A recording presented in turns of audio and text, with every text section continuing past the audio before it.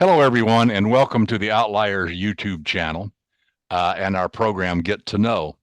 I'm your host, DP Lyle, and I'm here with my co-host, John Robb.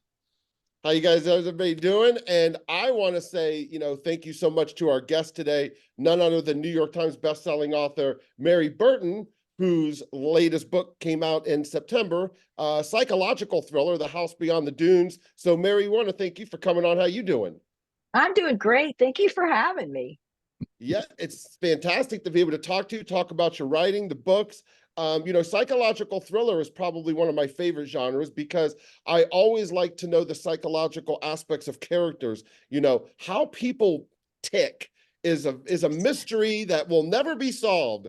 But when you guys write these psychological thrillers and you put your characters in situations to have to get out of raveling some kind of a puzzle or putting them someplace where they're not comfortable with, it kind of lets the reader put themselves in, like, how would I act? What would I do? What would I know? So, with The House Beyond the Dunes, give us a little bit about, Lane McCord, your character, and kind of what you're, trying to, get through to us. Well, I wanted to write kind of a locked room mystery. So I knew all my characters would be in an isolated location. And we live on the Outer Banks of North Carolina, and there's no place more isolated than the northern beaches up by the Virginia line, especially in the winter. And so that was kind of the jumping off point. And then I knew my narrator, she was going to be unreliable and not necessarily a drinking problem or a drug problem, but something was going to be off with her that was going to influence her memories. And when the book opens, she's in the hospital in Norfolk, Virginia, and she and her boyfriend have fallen down a flight of stairs at this beach house in the Corova, the northern beaches in North Carolina. And she doesn't remember what happened. And so she is determined back to figure out why they fell, because her boyfriend dies in the fall. And she thought it was going to be a great romantic weekend, and then they have this fall, and she's just left with all these questions. Before she leaves for those beaches again, she receives a letter from a woman who is kind of sending some warnings that what she thinks might be true might not be true. So as the book goes on, Lane goes up to those beaches by herself again. And to get to these beaches, you have to drive 11 miles on the beach on the 4-wheel drive. So it's not easy to get to. So she goes back up there, and this other character, Stevie, is sending her messages via text. And she's trying to figure out, what is Stevie trying to tell her? And she slowly, towards the end, starts to figure out her boyfriend's role in all this, and Stevie, and how does Stevie connect to her. I can't tell you because there's a kind of a twist at the end. Of course. Kind of a twist. How many thrillers have you written now, would you say? I have written 30. I think I'm working on my 30th right now. I'm working on the synopsis. Yeah. So, cool. And then a total of 57 novels. I started writing historical romance, and then I switched to thrillers, and then I also do women's fiction as well. Why did you switch from historicals to thrillers? What was the impetus there? I'd always wanted to write mystery thriller. I've fascinated by it. That's what I read as a kid. So I started writing romance because it looked like a market that was accessible to me. And then once I figured out the mechanics of writing a book and contracts and editors and agents, and then I started to think, well, I bet you I could write a suspense novel. So I wrote a couple 4 short mysteries for Harlequin. And then I wanted to write a single title. And so that's when it took me about a year to write a synopsis that I could sell as a single title suspense, and sold that to Kensington years ago. Yeah. Wow. Well, let's go all the way back to the beginning. What got you into writing in the first place? I mean, what was the thing? Was there something in your childhood, the way you grew up, that you always knew you were going to be a writer, or is there something about that led you down that path? Always had a very active imagination. I didn't. I read some. I didn't bother to write the stories down, but the very active imagination. Right. And by the time I was in my early 30s, I thought, you know what? Let's see if I can put this on paper. And of course, it's brilliant in your head. And then when you put it on the screen, something gets lost in translation. Right. So then I had to learn, how do you write a novel? And what's the craft behind that brings these ideas to life? Because you can have great ideas, but you've also got to master the craft so that you can articulate your story. Right. Were you a good storyteller, oral storyteller, or did you just keep Yeah, them in your head? I could always tell a Spin a good yarn, story. yeah. Yeah, I'm good at that. I'm still pretty good at that. But yeah, it's like, let's see if I can do something legitimate with it and Yeah, maybe make a little bit of a living. right. Now, speaking when you said master your craft, when you're starting off at the beginning until now, what do you think is the one or two biggest things that you've done in order to kind of master craft and get yourself over 30 suspense books? Well, originally when I wrote, I thought once you finish that first pass through the book and hit the end, like page 450 or whatever it was at the time, I thought you were done. I thought and then I realized you're not done. The work has just begun, and that the real magic in writing is the editing. And I talk about that a lot with writers, that it takes me at least 7 drafts of a book Mm-hmm. to really hone in on all the mistakes and the nuances and the clues, because you may not think of something until page 450, and you've got to start at the beginning and thread it all through.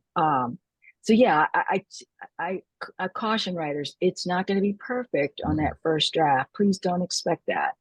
Don't expect the perfect opening line to kind of delay you from starting. Just get it in the computer, and then you can go back and edit. You can edit garbage, but you can't edit a blank page. Yes. You cannot, exactly. Yeah. And you can't edit the ideas in your head. It's got to be in the computer. And the problem is those mistakes that you discover on page 450 are usually the 4th or 5th time you've gone through it. And you say, what was I thinking? Or you have a revelation. Sometimes you have a revelation. Exactly. And it's like, oh, this is the way it should be. So you got to go all the way back. I missed this whole thing. It somehow blew by me. Yep. Or this should be I've gotten to some books, page 400 in the rough draft, and wait a minute, this is my opening. So I move it to the beginning and I keep going. My big rule for myself when I write that first draft or rough draft is I don't edit. I just plow right through it, because it's so easy to get seduced by research and looking things up. And the goal is to get it in the computer, and I'll look and do all that later. Yeah, without a doubt. And, and that's a great tip for aspiring authors, is to just write, and no matter write every day, write something down, get through that first draft. But, when it's the editing process, how many people early on did you kind of have looking at your books? And, when you kind of finally realized, did you have an outside editor that kind of did things? How did that process work for you? We had a writer's critique group, and there were 4 of us, and we met every Friday, and we would exchange chapters. So it was an opportunity to discuss craft with other people, to have them give them feedback on your story. And the first 2 manuscripts I wrote were completely rejected. And so it was the 3rd manuscript, I got a nibble from an agent, but she suggested rewrite. So it was a complete rewrite of the 3rd novel. But yeah, that critique group was really invaluable. And we would attend conferences, and because that was the way to learn. It was just be amongst other writers and listen to seminars. I mean, a lot of it's available now on YouTube, but back in the day it wasn't. And you'd go and listen and sit in on craft sessions. Yeah, there's a lot of great books out there now that are accessible, that'll kind of teach you about writing. But there's nothing more valuable than being able to talk to your story about another writer who understands technically what you're trying to do and how you're going to get there, kind of thing. Mm-hmm. Exactly. Yeah, your family will never tell you what's wrong with it. That's the problem. No, they don't know. Yeah. And even your friends who read it, they don't want to hurt your feelings, even though they think, well, I didn't get this part of the story, that kind of, they won't tell you.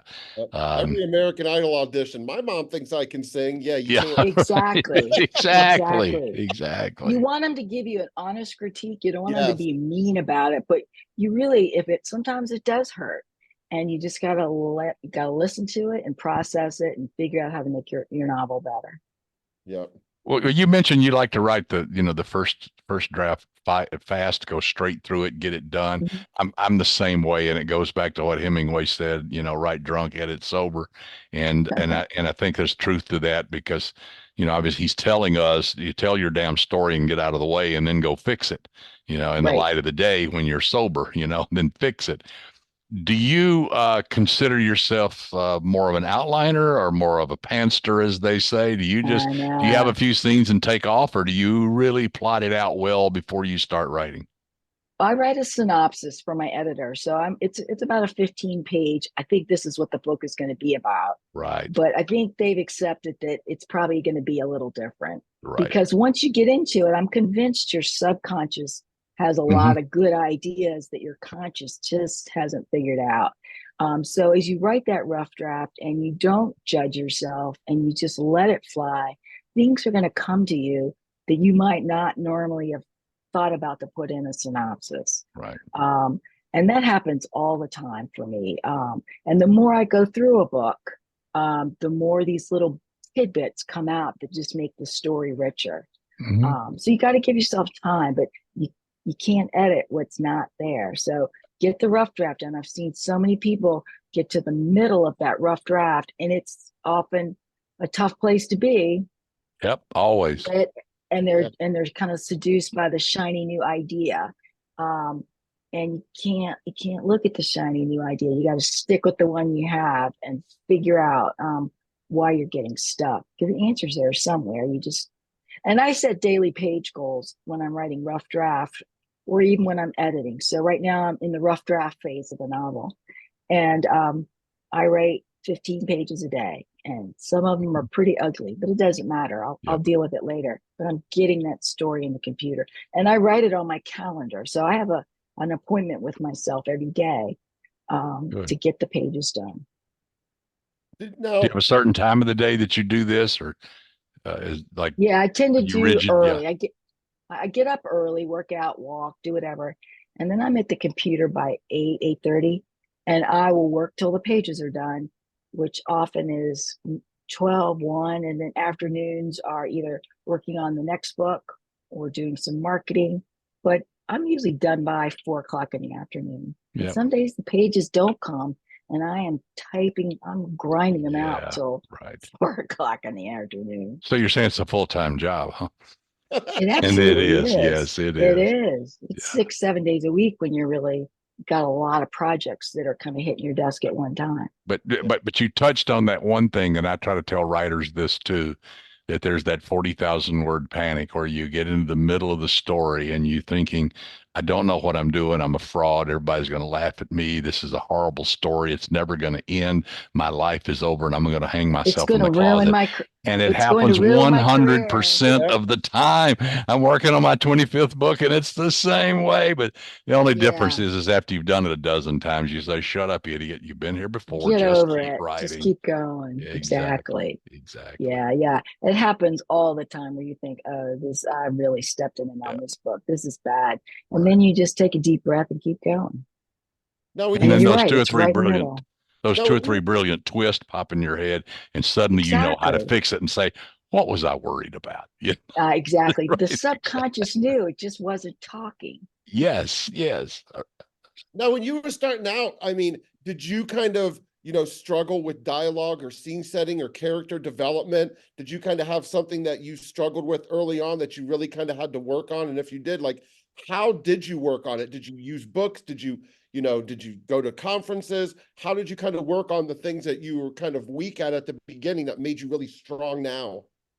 Yeah, one of my weaknesses is still description. And Yeah. so I will do kind of a skeletal description in the beginning. Dialogue comes naturally to me. I can hear a lot and I have to go back in and fill in. But one of the best books I wrote, it's thick reading, but it's Dwight Swain's Techniques of a Selling Writer. It was written, I don't know, 30, 40 years ago. Really good. Talks about the mechanics of story. And it's a craft. You are learning craft. You know, a painter is not going to paint a masterpiece the first time through. It takes time and technique, and then to build up those descriptions, I'm always thinking about how, you know, there are some books on description, but I'm always trying to, how can I tie it into the character? How can I? It's not just a painted backdrop. It's an integral part of the story. I've grown to see setting as character, as like a character in the book, because it affects so much. So I've made my peace with setting, and I've just learned that it takes me sometimes 6 drafts to fill in the settings and the descriptions completely, because I just don't know, because it's got to tie to the story. Again, it's not just a painted backdrop. It has to matter. I agree. That's what I struggle with the most. I call them stage decorations and Mhm. stage directions. A dialogue comes naturally to me, but you're right. It's all what are these people doing while they're talking? You know, that's And right, and how where, does it relate? How does it relate to them? exactly, And that, how does exactly. it reflect on them? So What, yeah, yeah, again, when I first slap it in the computer, it's not much to it. It's like a no, street in e- Main Street America. Go. Yeah. exactly, exactly. Do you have a certain book like in, you know, your repertoire of suspense that you just kind of tell people, hey, if you want to try out Mary Burton, try with this one first and kind of see this is kind of like my voice? Or do you have that book? The House Beyond the Dunes. Um, You like that one, it's huh? got a good twist. It's psychological. Yeah. Another one that just re-released is The Doll Maker. Okay. That's more of a police Mm, procedural, but it's kind of a creepy villain if you really. But I kind of made the switch away from police procedures toward more psychological suspense. And frankly, I think psychological suspense can be tough because you're not always following the chain of custody, so to speak, or a procedure. You're really digging into somebody's sometimes troubled mind, and it takes more thought. But yeah, the Doll Maker is another good one. I enjoyed the characters. In fact, the character in that book, he kind of came out of nowhere in the book before. Again, writing rough draft and knowing and realizing, oh, wait a minute, I'm going to need one more person to do these jobs in this book. And he kind of sprang up and then became his. So that's a happy accident from letting yourself just type on a rough draft. No Escape, I was is probably Mhm. yeah. That one was just down and dirty, just really good. I mean, Thank it you. was Oh, down and thank dirty you. good. Yeah, I mean, that was a good one. I'm telling you that one. Thank you. Thank No, you. No, I know I it's enjoy. tough for authors to pick because they're like, oh, they're my kids, and I'm like, I'll pick my favorite kid. Um, you know, so yeah, that I love No, that I one. enjoyed No Escape. Yeah, That one had a lot of I think it had a lot of good tension in it. that's yeah, I love the page turners. Like, you know, you see a lot of people always say have tension on every page. That's not easy to do, but if It's you can not. pull it off, you get No Escape. And one thing I tell readers, if you're not sure if you've got, or writers, if you don't know if you have tension, print the book out and put it in a binder, get right. away from your desk and read it. And if Yes, you are bored, your reader will be bored. And I've exactly. even kind of expanded that, and I now have the computer read the story back to me. And so I can hear mistakes that I don't often see, and I can hear when the pacing's slowing. I can hear when I need to spend more time. So that's kind of the last few drafts of a book. The computer's just reading it to me, and I'm listening. And it's I like, like that. That's a good tip. I've never heard like print it off Yeah, and read it like you're reading it. And yeah, you make them. exactly. And have your highlighter and red pen in hand, because at that point you're the editor and you're not as attached to the words. Because when right. you see them and then you take that marked up manuscript back to the computer screen and you go, oh, that person just messed up my manuscript. But that Yeah, was Yeah. you doing it to yourself. yeah. But I promise you, you see it differently. You see it differently on a page. Yeah, no question.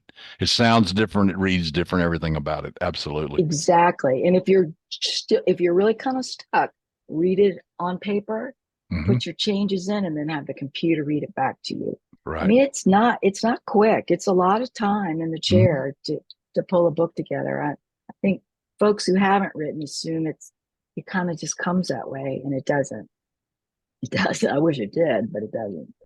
Well, I think that's one of the things that non-writers don't understand and writers do is the price you pay to do this because you are really removed from family and friends and life for Exactly. many hours a day, and you're playing with your imaginary friends, but the world is going on out there and you're missing all of that. And that's something that when you stop and think about it, it'll drive you crazy. So you can't think about it. Otherwise You you don't think won't write. about it You can't. because you're thinking about those daily pages. And I've always said we are creating something out of nothing, and that is hard.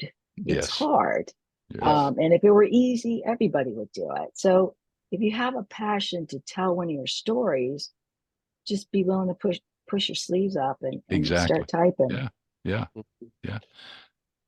So Now, what do you have going now? What's one- new? one- What's coming out? And not only for you, but for your nom de plume.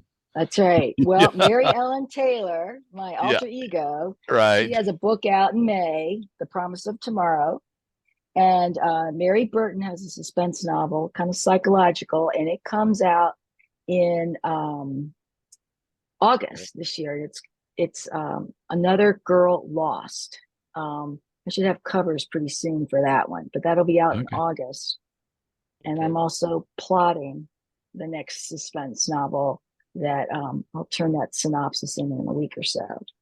Yeah, there's always any day you could look at my desk and I have my hands in 3 different books or 4 different books, but that's a good problem to have. Yes. Life of a writer. Yes. Better than the alternative. Exactly. No, I'm always happy to be typing. So maryburton.com is the best place to find out about all the stuff, but what social media are you a little bit more active on than the others? Oh, Instagram. You'll finally, and if you want writing tips, go to Mary Burton Books on Instagram. And because I've tried to engage with readers and writers, and I talk about my process. In fact, I just did a couple clips last week where I said, these are the things that went right when I was writing Rough Draft, and these are the things that went wrong. Because I don't want everybody to think it's all roses and sunshine, that Right. sometimes we do struggle. So I'm trying to be more, just talking about my process and tips and tricks and things about the books that might catch people's interest. Nice. I like it. I like it. And that's what people need. They do. Yeah. It's They absolutely, and they need to say, "Oh, wait a minute, it didn't come out perfect the fifth or right. sixth time. It took 8 times." Yeah. Sometimes Okay. I need that little push to get going and get them to the computer. Exactly. They need Mhm. that. Sometimes it's hard enough to just sit at the computer and say, and then you're frozen. You're like, what do I do? Just type anything. Just start typing and set an appointment with yourself. Yeah. If you don't make it a priority, I promise you, life will not. Right. So if you have to Right. get up early or stay up late or on your lunch hour, when I first started writing, I was writing on my lunch hour during the Mhm. kids' naps. I stole time wherever I could. Yeah. Find time. It's tough. Well, I think it's been fantastic talking to you. Absolutely. Thank you. I am Yeah, so thanks for happy having you me. on to talk with us and give, some authors, inspiring authors, some tips for some inspiration to go out there and get their books published and get themselves going. Because you can never have too many books. You cannot. I mean, there's so many opportunities now, and it's you just got to get it written and then figure out the rest later. Yeah. Yep. Yep. Well, thank you again so much for coming on and it- joining us. Thanks for having Yeah, me. it has been great. And everybody who listens to this, go down there and click that like button, the little thumb, and subscribe to our YouTube channel so we can have more of these wonderful and insightful interviews. Mary, thank you so much for being Thanks, here. We want to guys. get you back down the road. Yes. Absolutely. Anytime. Just give me a holler. You All got it. right. Until next time, everybody. See you soon.